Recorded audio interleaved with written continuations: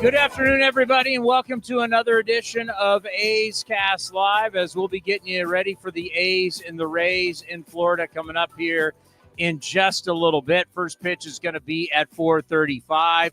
We have a fantastic lineup for you today. Unfortunately, this lineup is coming to us because of the passing of the great Dave Parker, who, now a Hall of Famer, was going to be enshrined into the Baseball Hall of Fame here in late July, and we lose him at the age of 74. What an unbelievable career.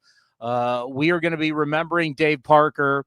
Dennis Eckersley, the Hall of Famer, is going to join us in moments. We're going to have Dave Stewart, also A's Hall of Famer, and another A's Hall of Famer. Terry Steinbach is going to be with us, but Dennis Eckersley is with us now. Eck, how are you? It's Chris Townsend. Hey, Chris, how you doing, man? All's well. I'm doing well. I was just saying we have this great lineup today with your former teammates. We got Dave Stewart and we got Terry Steinbach, who are going to be stopping by the show. The sad thing is we're going to be talking about the passing of your former teammate. I know a guy that meant a lot to you guys, especially to the 1989 team, Dave Parker. So sad that we lost him at the age of 74. Sorry for the loss of a teammate who I know he meant a lot to you and your career, and of course the team winning the title in 1989. Yeah, I loved him, man. What a great teammate. I mean, big personality, great big personality, superstar player, really. We got him when he was later in his career, but he was so clutch those 2 years with us. The big part of him that people forget because you're not in the clubhouse was the clubhouse personality. You know, with all the egos and Ricky and Hosey and whatever. He stood out more than anybody. He got on everybody. And what are you going to do about it, man? He's a big dude, man. But, you know, he knew how to win. He had a lot. He was nothing but fun. You know, I tell you, he's one of the most special people I really ever played with as a teammate. You know, we talk all the time, and we just recently had him on, Carney Lansford, about how, you know, Carney, no question, was the captain of the team. But when you brought in a guy like Dave Parker, who had already won an MVP, already won a World Series, he'd won multiple batting titles, as you said, he was a star-like player, and you had some big egos out there in the outfield. Just talk about when Dave Parker came in, kind of that mentor, that leadership role, or you could just say a guy who could control the room and could control the clubhouse. Oh, totally. That's invaluable. I talked to Tony maybe a couple of months ago. We were talking about Parker when, you know, we knew he had gotten into the Hall of Fame, and Tony was talking what a pleasant surprise it was to get Parker. We weren't quite sure who we were getting, you know, at that time, 1988, but he still had a lot left in him. But what you didn't know is what he did in the clubhouse. I mean, you got to have somebody that everybody respects and looks up to. Carney was the everyday guy, the captain, you know, the red ass, always pissed off on a daily basis. You need that, but you need somebody like that somebody that's fun and knows how to win. And there's no bigger ego than Dave Parker, you know, whether it's Ricky or Hosey, anybody you want to talk about. And he was totally invaluable to that club. And it doesn't take for him to pass away like this to, you know, that you forget something like that. I'm just so glad he made it to the Hall of Fame. God knows I wish he would be up on that podium. But the biggest part, it took him so long to get in. I hope his family, I hope his family goes to the Hall of Fame. I'm sure they will. And we can all sort of remember him there. Yeah, we just had Raleigh Fingers on when we were in Vegas talking about going back every single year to the Hall of Fame inductions. I know you go back. It's, you know, you were on some great teams, but there's no other team like being on that team of the Baseball Hall of Famers. And for the election ceremony, when you guys all go back and the speeches and all you guys are behind the current Hall of Famers every single year. I'm with you. I wanted him to be there so bad. We all knew that he was suffering with Parkinson's, but you know, when you look back at Dave Parker, you knew, I mean, when I was a kid growing up, Beck, he was a star. He was in the All-Star game every single year. I mean, he was Dave Parker. It's sad that he won't be there. I know you're going to be there, and it's such a special time when all the Hall of Famers get together. I'm just sad that some of these guys that finally get in, they never get that moment to stand up on that stage. Oh, you're so right. But I can't help to not forget about Parker. He used to wear this chain around his neck that had the sign of David, a Jewish sign. And I used to say, how come you wear that chain? Are you Jewish? He said, no, my name's David and I'm a star. How about that? He's something else, man. Never forget that story. But he was one of a kind. And like I said, it was so hard for him to, guys pass away and then they go into the Hall of Fame. That's the saddest thing that could happen. It really is. You want them to be there for it. But I tell you what, well, we're all there for him when he gets there. No doubt about it. And his family will be there. And just tell us what that's like when not only when you get in and you give the speech, but then years after when you go back and all the Hall of Famers get together. What's it like being in that fraternity? Well, there's nothing like it. There's nothing bigger. I'll tell you, there might be levels of the Hall of Fame. As Reggie always says, there's the Hall of Fame, and then there's the Hall of Fame, the Willie Mays type Hall of Fame. But who cares? I mean, there's nothing like it. And there's so much respect all around. I feel so blessed to have gone to the Hall of Fame, let alone to have a path like take you a long time to get there. You're bound to have sour grapes if it takes too long. But thank goodness Dave's in. Well, I can tell you, if you say there's an upper level of Hall of Famers, for all of us who grew up watching you as an MVP, a Cy Young Award winner, a guy as a starter who won 100 games, and then as a closer got over 300 saves. Eck, to me, you're in that upper echelon. You're no question one of the greatest pitchers to have ever lived. I tell you, I don't care. I'm just in, man. You can't take it away, right? Once you get there, and I'll tell you what, when you're there and you're sitting there at the dinner with everybody in that room, it's really surreal. It really is. I sat my first Hall of Fame next to Juan Marichal, and he was my idol when I was a kid. And I sat and had dinner with him that night at the Hall of Fame. It was like, you got to be kidding me, So you got to pinch yourself. And I tell you, I'm so fortunate to be in there and very proud. Yeah, Raleigh was telling us his first dinner. All of a sudden, he was like talking with Ted Williams, and it was Yogi Berra. And you're just going, my God, I can't even imagine what that dinner has been like. We just want to check in with you. How's everything going? How's retirement? How are the grandkids? How's life? That's it. You got it. Grandkids. Doesn't get any better. Back in the Bay Area, I'm sick to my stomach that the A's aren't here. But, it's hard to get over. Haven't been to Sacramento yet, but I plan on it. But life is good. It really is. Enjoying the sun right now. Well, Eck, we always appreciate the time. Thank you so much. I wish it was for better circumstances, but it's important to remember, as you said, a man that was larger than life, a great teammate, helped you win a World Series, and also a teammate now as a Hall of Famer in the Baseball Hall of Fame. Thank you so much for your time. We appreciate it. We'll talk to you later on during the season. You got it. I'll never forget the Cobra, man. See ya. Take care, Eck. Dennis Eckersley talking about, yes, Dave Parker.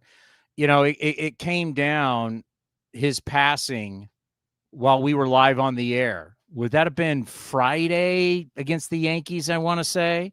Saturday, I believe it was when he passed. Was it Saturday? Yeah. Okay, yeah. And Shooty and I were doing A's Cast on NBC Sports California, also here on A's Cast and the A's Radio Network.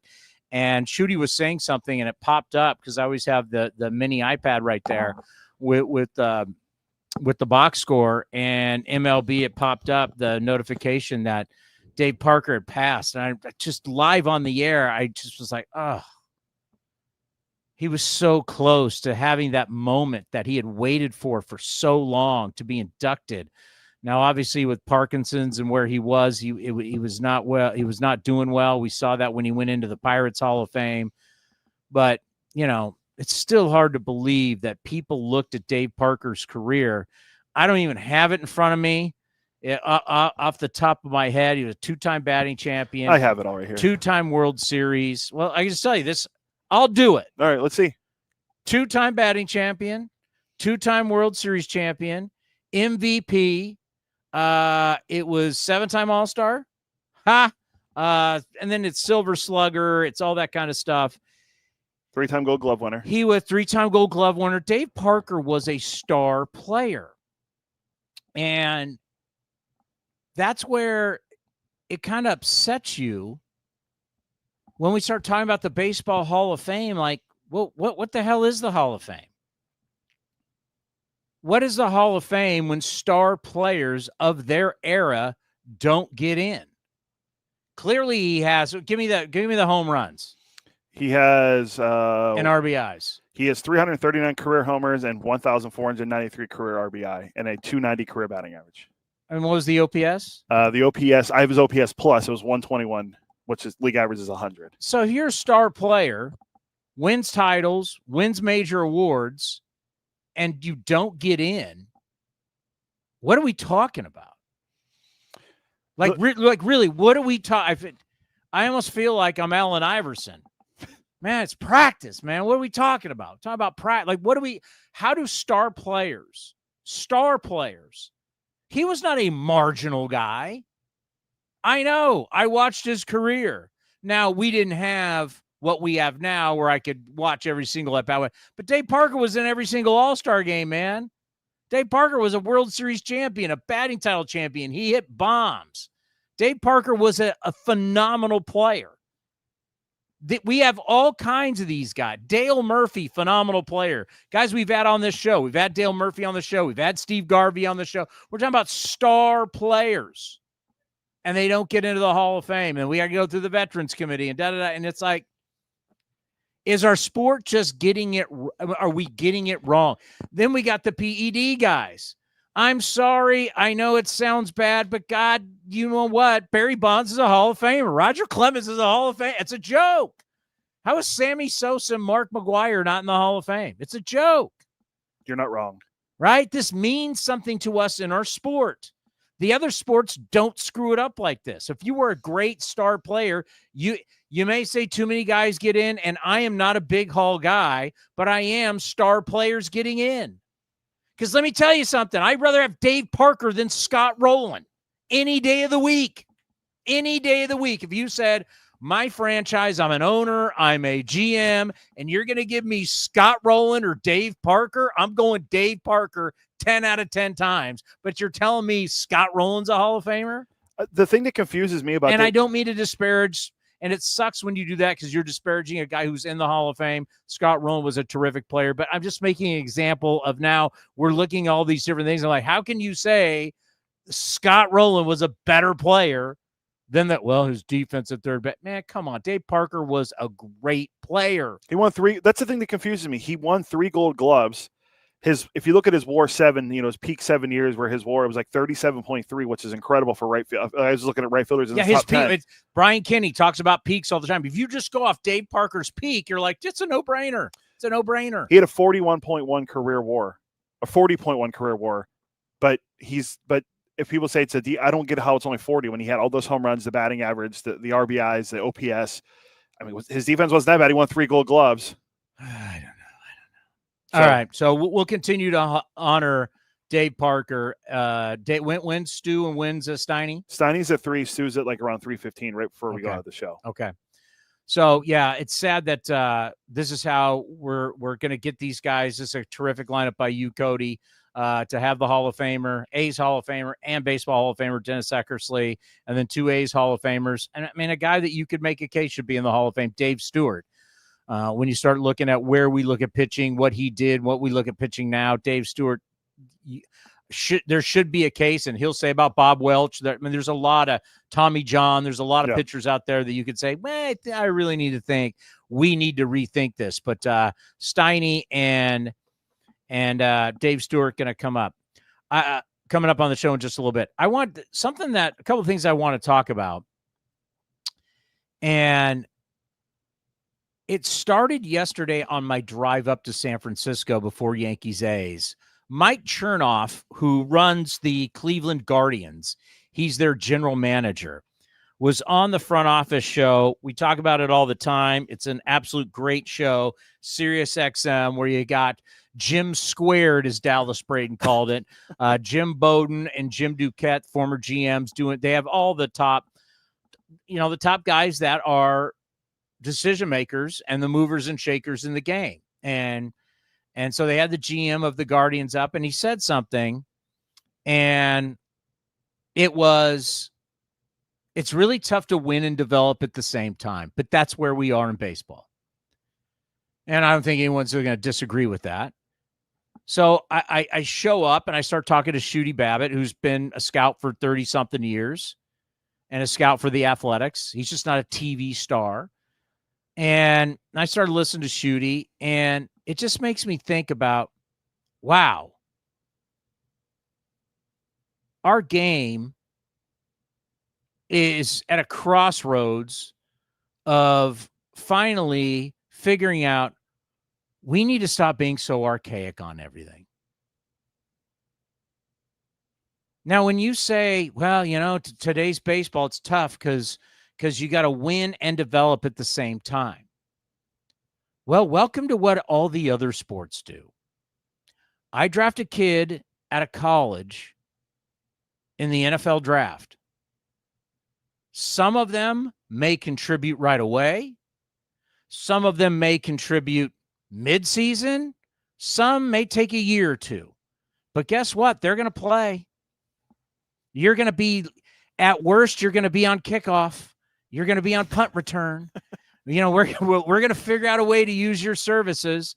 You get drafted by an NFL team, and you make the team. You are going to suit up and you are going to play. And we have to teach you how to play the game as we go through training camp. We go through the preseason. We go through the regular season. We have to keep coaching and teaching you how to play.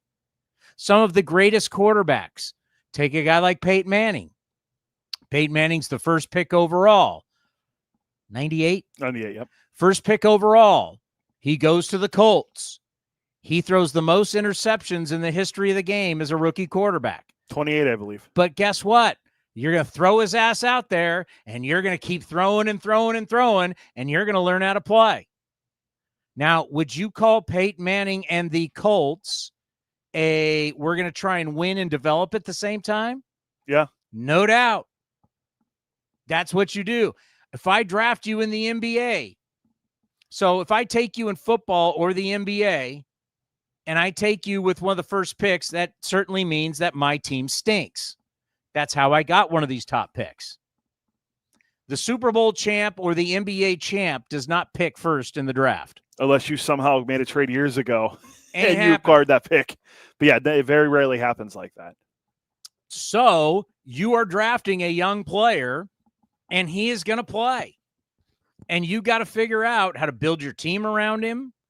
You've got to figure out how we're going to move forward, and we're going to make this kid successful with the pieces around him. You're going to try and win and develop at the same time. Now, me saying that about the NFL and the NBA, that sounds like no big deal. You're like, of course, dummy, I get it. Well, in baseball, this concept is so foreign because what did we do? As Rex Hudler said, years ago, there was so many levels of minor leagues. You could be still in high A ball after 6 years.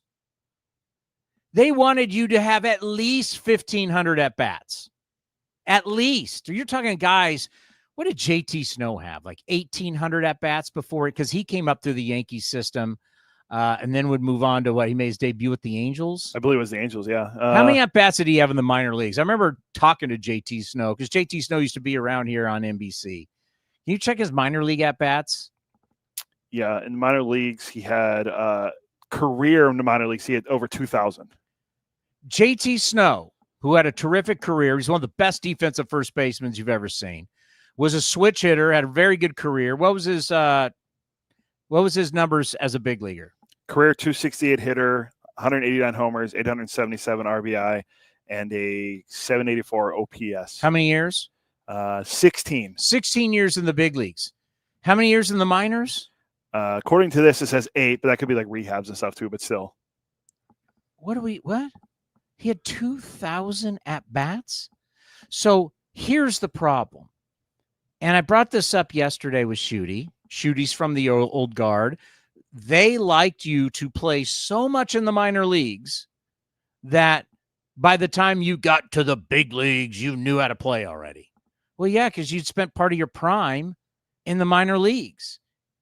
Do you realize that yesterday between the Athletics and the Yankees, so this isn't just, well, the A's don't spend a ton of money.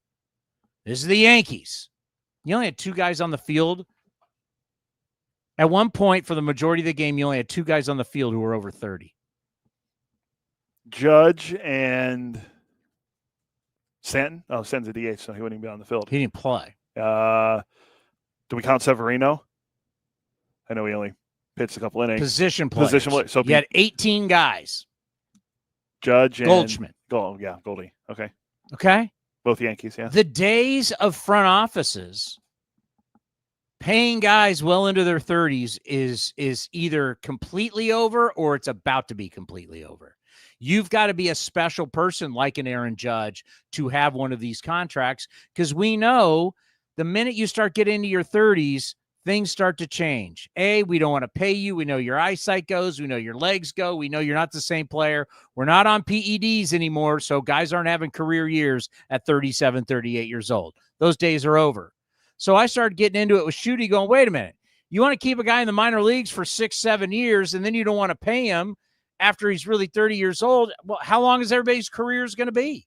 4 years, 3 years, 5 years tops? Pretty much. I mean, is that really how to do a modern day sport? That's why and that's why I like the way the baseball's kind of gone the last few years, especially this year where we've seen 5 first-round picks already debut. Mm-hmm. And there's going to be a couple more that are coming. But the old guard doesn't like it. Yeah, no, they want these the guys. Old guard wants you to sit in the minor leagues and just play year after year in A-ball, then high A, then double A, and then we'll take you to triple A. And then by the time I finally get you here, you're in your prime. I'm like, man, do I really want to pay this guy for 31, 32 years old? I mean, my return on investment, I'd rather have a guy come up at 23 and let's utilize his best years of his athleticism. And all of a sudden, 23, 24, 25, boom, now he's 26. He's in his prime. Now I get 26, 27, 28, 20. See what I'm saying? I'm getting his young years. I'm getting his prime years. Then I'll decide whether I want to pay him. But the old way was these guys rotted. They're some of their best years, some of their best athletic years. I get it. Baseball is a hard sport. You need baseball IQ. You need to learn exactly how to play the game. But do I want guys' best years and some of their best athletic years to be in double A? We're going to spend multiple years in A-ball and high. Well, we've gotten rid of so many teams. This is now not starting to happen. But we had a low A, we had an A-ball, we had a high A, we had a double A. These guys would rot in the minor leagues for years. But that's how the old guard wanted to do it. A JT Snow stayed in the minor leagues for over 2,000 at-bats. That's crazy. That's the thing that's, the Rockies are historically bad right now. I still think they only have 19 wins. And the big thing on them is they don't draft and develop well. And the guy they took in the first round last year, right before Nick Kurtz got taken, was Charlie Condon. He just now, like that in the last few days, got promoted to double A. He was a college kid at Georgia, and he's only playing it. Now we're seeing guys come up. So the Rockies are run by an old guard. And that's why they're so bad at drafting and developing, where other teams are lapping them because they're doing it. So you're seeing some teams do it, but I get completely where you're coming from, where teams are so stuck in their old ways that they don't want to promote guys. Where the Andrews like, we don't care. We're going to just skip AAA completely and call you from Double A. Ron Washington, and by the way, thoughts and prayers out to Wash. We don't know exactly what's going on, but thoughts and prayers to him. And, more importantly, just get better. That's the number one thing. Just get better. And baseball will take care of itself, but just get better. But Wash was telling us, you bring him up and you teach him.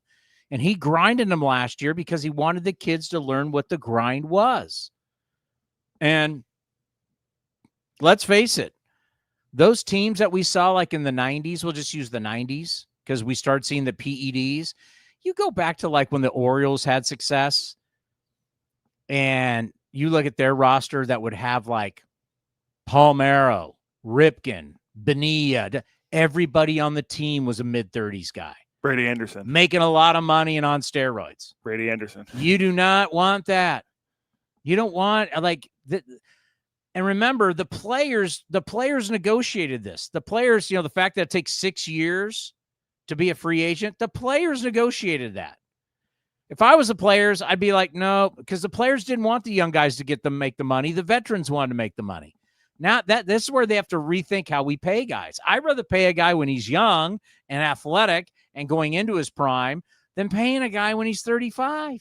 Yeah, how have some of those deals worked out? Not great. Not great. Like Arenado, and he's been okay, but like guys like that, you're paying guys Pujols, and I have no problem with younger guys coming up, and if you have to teach them a little more, first of all, a lot of these guys know how to play. You're going to tell me Jacob Wilson coming out of Grand Canyon or Wake Forest and Nick Kurtz doesn't know how to play the game? Get out of here. You just got to – it's a hard game to play, and there's going to be some bumps and bruises as you figure it out. But I'd rather him figure out here than do it in Midland because I get nothing out of Midland. No offense, Midland, but I get nothing out of Midland. We do need to get into Severino. There was just one thing about the Severino deal yesterday that bothered me. Listen, if you sign a free agent contract, we have all entered a negotiation for a job that we realized maybe, and I'm not saying this is happening, but we have all entered a situation where you take a job and you realize, this may not be for me. I'm fine with that. It's business. Sports is business. But the problem where Severino went wrong yesterday and where he's been going wrong is he said, well, I'm not the only one. And when you do that, that's not leadership. Because he said on this show with me, he's about being about a leader. So now I'm starting to wonder about leadership. Because leadership doesn't say, well, I'm not happy about this, and I'm not the only one. Hey, if you sign a contract or you take a job and after you take it, you realize it's not for you, that happens. That's business. That's fine. But you can't be a leader and say you're a leader and then be complaining behind the scenes and then now go into the press and you stand up and you act like a leader. Say, we'll get through this. But the minute you don't, that's an issue. So we'll talk about that. Let's pause for station identification right here on A's Cast.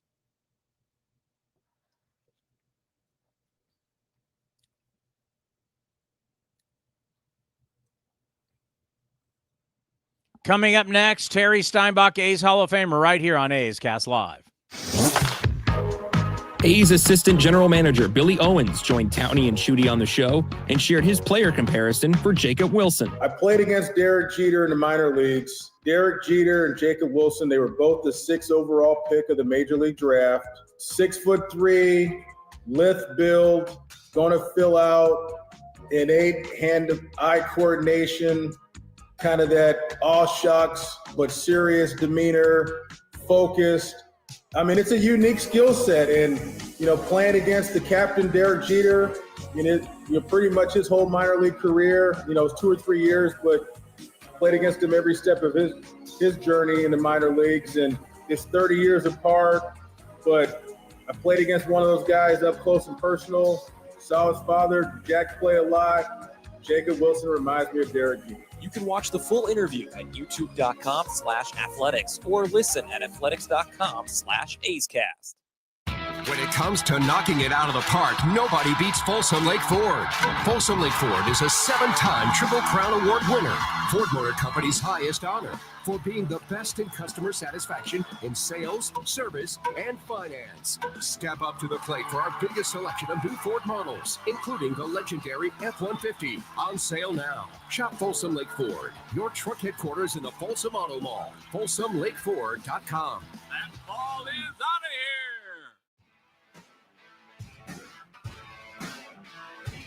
For just $25, fans can sit in the general admission outfield grass for all regular season home games.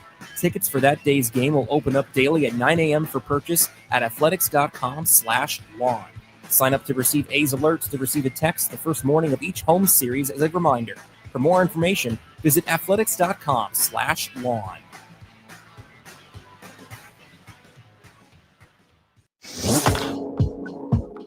A's assistant general manager Billy Owens joined Towny and Shooty on the show and shared his player comparison for Denzel Clark. The play was kind of like Vinsanity.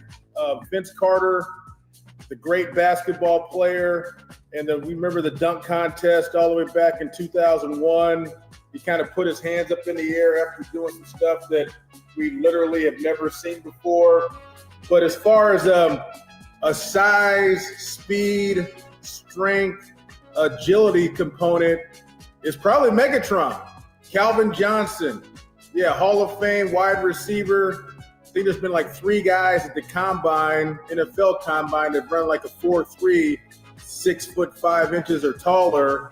And that's kind of, the athleticism that Denzel portrays out there. It's just Megatron. You can watch the full interview at youtube.com/athletics or listen at athletics.com/A'sCast. A's Cast Live continues from NBC Sports. Here's Chris Townsend. On this day, we're honoring the great Dave Parker, Baseball Hall of Famer. Obviously, what he meant to the game, what he meant to this organization, and helping this organization win a World Series back in 1989. One of his teammates joins us here. A's Hall of Famer Terry Steinbach is with us from his home in Minnesota. By the way, when you hear yourself introduced like that now as A's Hall of Famer, how does that feel? It just sent chills. I mean, I think you might be the first guy that introduced me that way. So no, that whole event was an honor for me. Just a great experience and something that I'll remember for the rest of my life. Well, you'll be honored forever, and it was a lot of fun to be a part of, and knowing your good friend Carney Lansford was there to introduce you, and you went in with Jose Canseco, another teammate, and just everybody that was there. Ricky Henderson was there. It was obviously a very, very special moment. I wish you were coming on better circumstances, but we're talking about Dave Parker today. We just had Dennis Eckersley on. We know what Dave Parker meant to the 1989 team. So you as a position player, he shows up in 1988. What did it mean to bring the Cobra to the Athletics?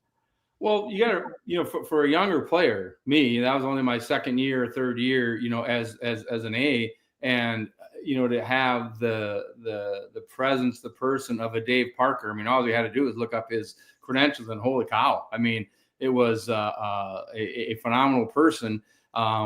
Statistically speaking, right? It's like, wow, this guy's really going to help us.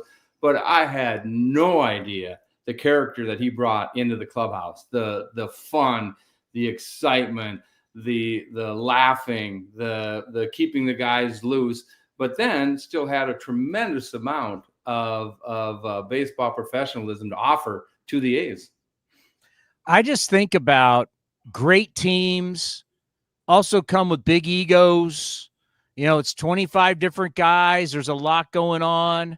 Obviously, Carney was the captain, as Dennis Eckersley just said. Yeah, he had to be the red ass on people every single day. But then you had Dave Parker, who could deal with the Jose Cansecos of the world and the Ricky Hendersons. He was already a World Series champion. He was already an MVP, a star player. So what was it like getting the veteran Dave Parker in there to help deal with all the egos that Carney had to corral? I think what happened is that he walked in with those credentials. He walked in with that respect. It wasn't like he had to come in and try to prove himself, or he had to come in and try to validate him being here. He came with that. And let's not forget his presence. I mean, how big of a human being he was. I mean, he had that going for him, number one. And then two, he still performed and produced on the field. So I think it was pretty easy for a McGuire, a Canseco, even a Ricky, to look at Dave Parker and say, well, man, if this guy's doing it, or this is what it's going to take to win, or this guy has experience, he's won a World Series already, maybe we should listen to this guy, or maybe we should, watch what this guy does and jump on his coattails and learn from him and take the experience that he has and shed it onto that current team that we had. Yeah, you guys had so much talent. What did it mean to add a guy to say, he has done it before? He was part of the World Series. He was part of the We Are Family Pirates. What did that mean just to bring a guy in like that who has gotten across the finish line? It meant a lot. And if you think about what those teams were, I mean, whether it was Tony, Sandy Alderson, Dunk, however they made those teams, but, we had a influx of young guys, Canseco, McGuire, Weiss, myself, Catteray, Todd Byrne, guys that were young and hungry and eager, to have a major league career and hopefully win a World Series. Then you had the middle of the road guys, and then you had the veterans, and bringing Parkway into that could, as you mentioned, could communicate to the whole broad spectrum of everybody. He could talk to the older guys. Hey, remember what I did? Look what I did. This is what we got to do to win. This is the present. Hey, I like the team that we have here. The middle of the road guys, same thing. And us younger guys, of course, we're going to look up to Parkway. But the thing that I remember about him is he wasn't about, I'm just going to say this, pulling out his baseball card and say, hey, look what I've done. I mean, you kind of knew. And if you asked him about what he had done and what he had accomplished, 100% he would tell you. But that wasn't the first thing that came out of his mouth.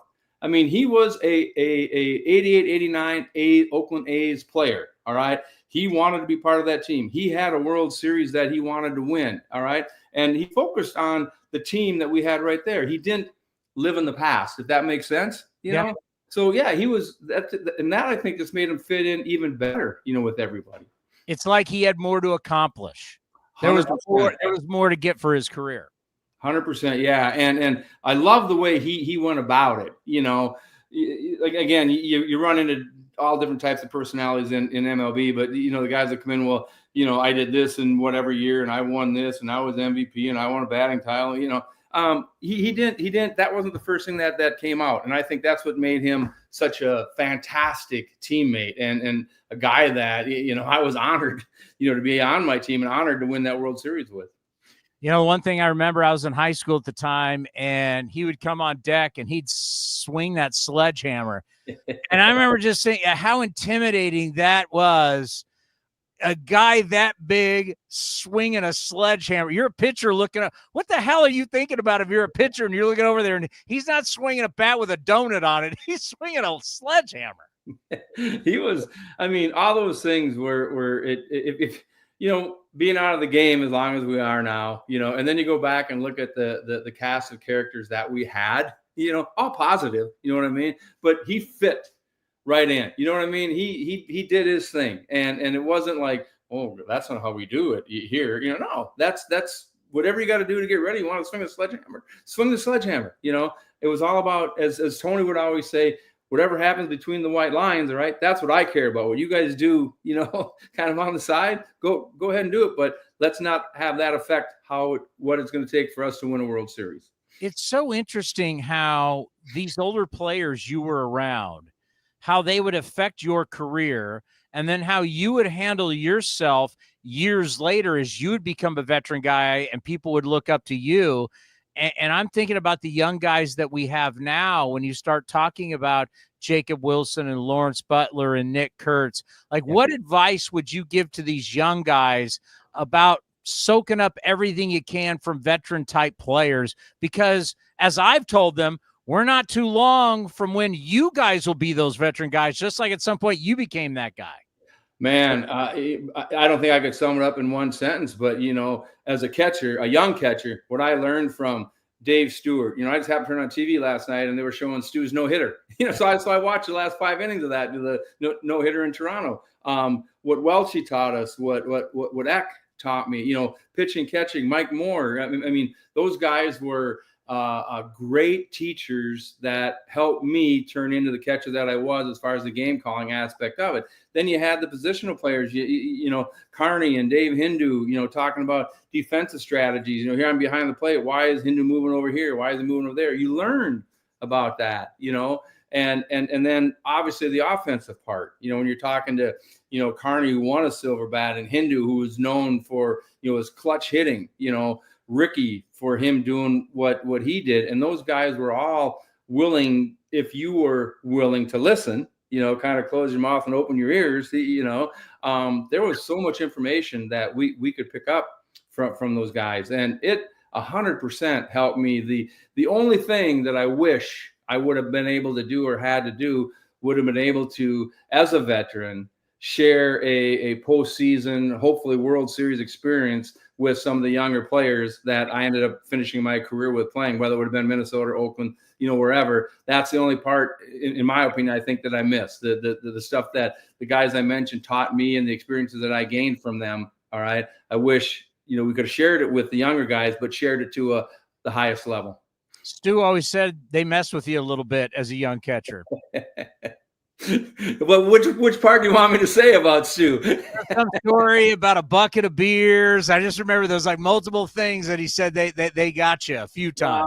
The one that he got me with, I'm a young catcher. I'm learning, and Dunk's working on me, and Tony's wearing me out. Hey, we got to have a quick game. We can't have the pitchers wiping all the time. Your job as a catcher, you got to get in sync. All right. Well, Stu had 4 pitches. All right, and he would wipe every time he wiped. He added to a pitch. So I put down 1, so he went 2, 3, 4, 1, and he threw the pitch.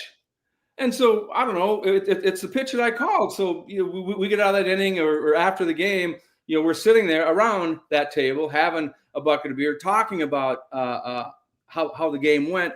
And I go to Stu. I said, "What the hell was that about? I put down 1, and you wipe 2, 3, 4, 1. You right back to the pitch I called." He starts laughing. He says, "Steiny, I just don't want you to think that you know what you're doing back there. That's why I did it." And speaking of that, Dave Stewart's coming up here in just a little bit. You asked him about that. He told me the bucket of beers, and he got those beers together. He said he had the worst bullpen of his entire career in Toronto right before that no-hitter, and that Dave Duncan, actually they were walking back to the dugout, and Duncan's like, "Hey, man, you all right?" And Duncan never did that. That's how bad his bullpen was before that no-hitter. Do you remember that? I don't know if I caught that, because back in the day, all right, you're gonna laugh, you either had to take infield, outfield. So I might have been taking infield, outfield, and Jamie might have been in the pen, or I might have been in the pen. But through the course of my career, I never got too, worked up about what a guy's bullpen was. But if you remember how that game started, I think he walked the first 2 guys, or a walk and a hit, of the bottom of the first. And then he ends up going, I think 16 or 15 consecutive outs or something. He ends up throwing the no-hitter, but it definitely did not start that way. Hey, thank you so much for your time. We always appreciate it. Remembering truly one of the greats going into the Baseball Hall of Fame, the Cobra Dave Parker, obviously very instrumental in the team winning the World Series in 1989 and a big part of your career. Appreciate you always coming here on A's Cast Live, and always love saying A's Hall of Famer, Terry Steinbach. Thank you. It was my pleasure. Again, he couldn't talk more about a great guy as in Dave Parker. Be well. You take care. You too. Talk to you later. Some of the A's greats joining us today, remembering Dave Parker, who, man, so close to being able to be there for when he finally got in the Baseball Hall of Fame. That's one of the sad things, is that we have guys that it just takes too long. It just takes too long to get guys in, and then sometimes they're not able to enjoy it. His family is going to be there. Really, really sad. I'm interested also, we'll talk to Dave Stewart about the Luis Severino thing. Once again, I don't know how this is going to go down. We don't know. And a lot is being said. But this is business, and we get a little too emotional about it, especially fans. Reality is, when you're a free agent, you shop your wares to 30 teams, you find a team, you do that arrangement, and you go from there. Sometimes it works out great, sometimes it doesn't. There's still a chance this can work out great. It's just with Luis Severino yesterday when he said in the postgame, I have no problem with anything until yesterday when he basically said, well, there's issues with the ballpark, and I'm not the only one. That, to me, is not what a leader does. And I expect him to be a veteran leader and to be more of a guy that says, you know what, I don't care what it is, we'll work our way through this. Because you need to teach the young pitchers that's not always going to be perfect. Life is not always going to be perfect. There's a guy that could tell you that not everything in your career is going to be perfect, but it still can be great. It's the great Dave Stewart. A's Hall of Famer joins us here from the complex down in Arizona. David, it's great to see you again. I just saw you in Vegas and now seeing you again here on A's Cast Live. Unfortunately, we're talking about the passing of your former teammate, Dave Parker, a guy that you got to play with, you got to play against for a long, long time. such a special man in our game, going into the Baseball Hall of Fame later here in July. But just talk about what a special guy what a special man he was, not only just as a player, but also off the field. You know what? He comes in the room with presence. That is the first thing you think when you think Dave Parker. I mean, he is 6'5", 6'6", and I think he probably played at about 260, maybe 270. But it wasn't a big, soft body 260 or 270. This guy was a specimen of a man.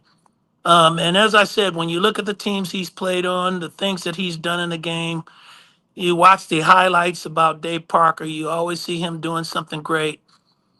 He walked it and he talked it and he lived every bit of what he said. You can believe he was capable of doing, and he proved that. Great in the clubhouse. I mean, one of the funniest human beings you've ever met in a clubhouse. And for our teams, he was exactly what we needed. We knew we were capable of winning baseball games. I think he was the ingredient that kept us calm and knew how to turn the heat up when he needed to, but always kept us at a place where we understood how good we really were. And to bring a guy like that in, who had already won the MVP, had already won batting titles, he had already been a Gold Glover, he already won a World Series, to bring that guy into the mix to a team that was about to do it, what it mean to have one of those guys that you could look at and say, yeah, he's been across that finish line? I mean, I think, like I said, when Dave Parker came to this team, he walked into the room with given respect because of what he had done in the game, the places he had been. That's what he walked in the room with. And you never had to look at him and question the type of player he is or the type of man he was. His character was on display every day with us. He was the guy that you look at in that clubhouse and you knew just what type of man he was, what type of player he was. When you played against Dave Parker, that's like the whole thing to me. It's like we have these guys. I could throw you in there. We could throw Bob Welch. There's a lot of players who are star players who did not get into the Baseball Hall of Fame. Finally, Dave got in with the Veterans Committee. But Dave Parker was a star player. He was a star in the National League for the Pirates, for the Cincinnati Reds. What was it like as an opposing pitcher facing a lineup that had Dave Parker in it? Well, it wasn't just Dave Parker. I had the privilege, I guess if we want to call it a privilege, to face those Pirates with Willie Starr, Joe Parker, Sanguillen, Omar Moreno, Madlock. I faced those. Yeah, I faced those guys. Rennie Stennett. I can keep on going. Big Don Robinson, Bill Robinson. I mean, I faced those guys, and that was not an easy lineup to maneuver through. And then when you've got Big Dave Parker in that lineup, you just got to pick your poison. Is it Parker? Is it Stargell? Who do you want to face? They had a great hitting pitching staff, by the way, with Big Bibby and Big Don Robinson. Those guys can flat out play, and Parker in the middle of that lineup made it really, really difficult to maneuver around. Yeah, that's like my first year of really like remembering baseball when I was a kid was 79 when they won it against the Baltimore Orioles. And I mean, when you got Willie Stargell, even though he was at the end of his career, he was a big man. As you mentioned, Dave Parker was a big man. You know, we talk about your ball club that won in 1989 with size. That We Are Family team had a lot of size to it. Oh yeah, man, they were a big team. I'll tell you a quick story. I always have one for you, don't I, Towny? I'll tell you a quick story. Pascual Perez was pitching for the Pirates. And the Pirates clubhouse is actually, when you're coming out of the home side and when you're coming out of the visitor side, when you're coming out of the door to go on the field, you actually have to walk down the same tunnel to get to the field. So Perez and Reggie Smith got into a little bit of a disagreement, and Reggie told Pascual, "Well, meet me in the tunnel." And Pascual ran off the mound, and we were in the tunnel. So on my team, we got Reggie Smith, Davey Lopes, Ron Say, Steve Garvey. And on their side, they got big Bill Robinson. They've got Don Robinson. They've got Stargell. They got Parker. We couldn't even see past those guys to see where Perez was. That's how big. That's how big those guys were. It's like an offensive line in front of him. Oh, Jesus. It's like a wall in front of him. We could not see him. He was hiding in the right place, that's for sure. You know, yesterday we were talking about your no-hitter, and I remember when we were doing television together, you told the story there at that time at the Sky Dome. It was the worst bullpen you had ever had, and you were walking back to the dugout, and Dave Duncan, your pitching coach, was asking you if you were okay. You'd never done that because you'd never had such a bad bullpen. And then you go out and throw a no-hitter. Did you think about that day yesterday, the anniversary of the no-no? You know, I actually I thought about it the day before. I knew my anniversary was coming up the day before. Yesterday was a travel day. I was coming back from Lansing, Michigan. And then I'm on the plane and I'm getting a string of text messages that they're watching MLB and I'm on MLB. Yeah. People are sending me, screenshots of me on the mound and I got to tell you, man, it was an unbelievable day and once again, it's an accomplishment that when I started out playing baseball, I was watching it being done by Bob Gibson and Nolan Ryan, especially in my period of time, through 7 of them, I believe. And so I was watching it being done, but that was one of those things that, I knew I'd have to be absolutely lucky and to accomplish that. And when that happened on that day, um, it was just an unbelievable experience and something that I can barely describe the feeling of throwing that no hitter that day. And let's not forget, that's like the start of when the Blue Jays were really starting to get good, and then later on would win 2 straight World Series. So that was a legit lineup you did that against. Let's talk about what's going on with you right now, as obviously you're down at the complex. How much fun is Dave Stewart, A's Hall of Famer, doing coaching and being around and mentoring all the young players in the system? This is where I'm meant to be in baseball. I mean, either here or in ownership at this point. I've done everything else in the game. So at this point in my life, if I can't own a team, this is where I'm meant to be. It's meant to be with the kids, to be able to deliver messages, to be able to push kids to be a little bit better, to have them understand what this game is about, how it's supposed to be played, for them to eventually be major leaguers. All these kids have dreams of exactly what I had when I first signed my first contract. And so to be able to give them a little something that's going to make their day better, their month better, their year better, this is so enriching for me. It's been an absolutely unbelievable experience. You're dead on. They want what you had. They want to be who you were. So what is that like when you're talking to them about that and how you get on that path and hopefully get to the point and have the career you had? I love telling my story that I was a catcher that was turned into a pitcher. In the first 2 years of my career, I never won a baseball game. I was more walks than innings pitched and really struggling to figure out how I was going to play the game of baseball. And then, meet Sandy Koufax, and Sandy gives me something which I feel like I'm the Sandy Koufax for these kids. I can look at these kids, I watch them. I don't think I've ever watched as much video and film of players as I have in my life as I'm doing right now, to be able to help these kids, to help them keep their careers a little bit longer. Towny, I don't know how many times I thought through that 2-year period of time, how many times I thought, man, I'm going to get released tomorrow. And these kids, when they're not throwing the ball well or when their years aren't going good, you got to believe that they're thinking the same thing. So what I try to do is channel back to my days of minor league baseball and struggling, and put those days into words for these kids to have them understand that not just me, I'm here to help them, but we've got staff that's here to help them. We've got people here that are here for them to make them better. And just lean on us. And the word that Sandy Koufax used more than once with me is trust us. If you trust us, we can help you. And that's what I've been doing with these kids. And the story of you, Sandy, and the forkball is one of the greatest stories we've ever heard here on A's Cast Live. Thank you so much for taking the time. We know you're really busy. I wish it wasn't talking about the passing of Dave Parker, but what a special man. I can't wait to see his family there at the Baseball Hall of Fame. He was a star player. When I was growing up, he was no question one of the best, and obviously what he meant to the Athletics family and helping you win a title in 1989. You be well, my friend, and we'll talk soon. Hey, Tony, just one thing. I heard you when I was coming in. We were speaking about Severino and leadership. And I'd like to just add to that. Sure. When we think about Severino, what pitching staff has he ever led?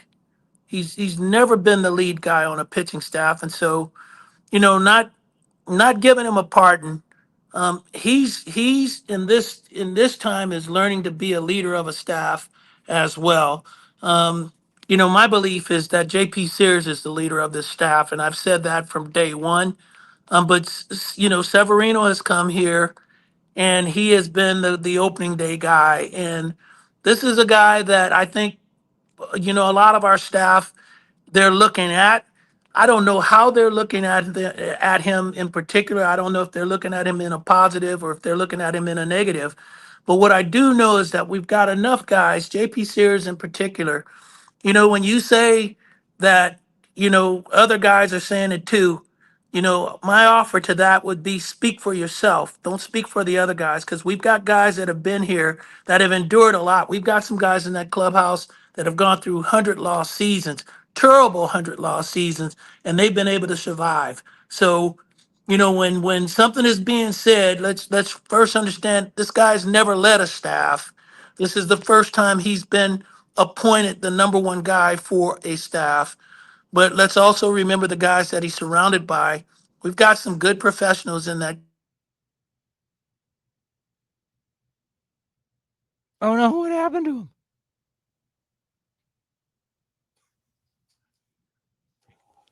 Yeah, I don't know. He was on his phone at the complex and then just gone. Maybe his phone died. Oh no. A's Hall of Famer Dave Stewart's breaking it down. What happened to him? No.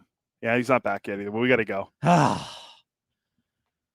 can talk to that man all day long. He was like, all right, break it down, Stu. I'm all in. All right, coming up next, it's going to be Johnny and Chris from Tampa getting you ready for A's baseball. And then in a half hour, it is going to be A's Cast on NBC Sports California with myself and Shooty Babbitt. We want to thank Hall of Famer Dennis Eckersley and A's Hall of Famer Terry Steinbach and also the great Dave Stewart for joining us here, remembering Dave Parker. What a player, what a man, going to the Baseball Hall of Fame later in July, rightfully so. Was a great A, was a great all-around player. Coming up next, we've got Johnny and Chris getting you ready for A's baseball right here on A's Cast and the A's Radio Network. When it comes to knocking it out of the park, nobody beats Folsom Lake Ford. Folsom Lake Ford is a 7-time Triple Crown Award winner, Ford Motor Company's highest honor, for being the best in customer satisfaction in sales, service, and finance. Step up to the plate for our biggest selection of new Ford models, including the legendary F-150, on sale now. Shop Folsom Lake Ford, your truck headquarters in the Folsom Auto Mall, FolsomLakeFord.com. That ball is out of here. This has been a presentation of The Athletics.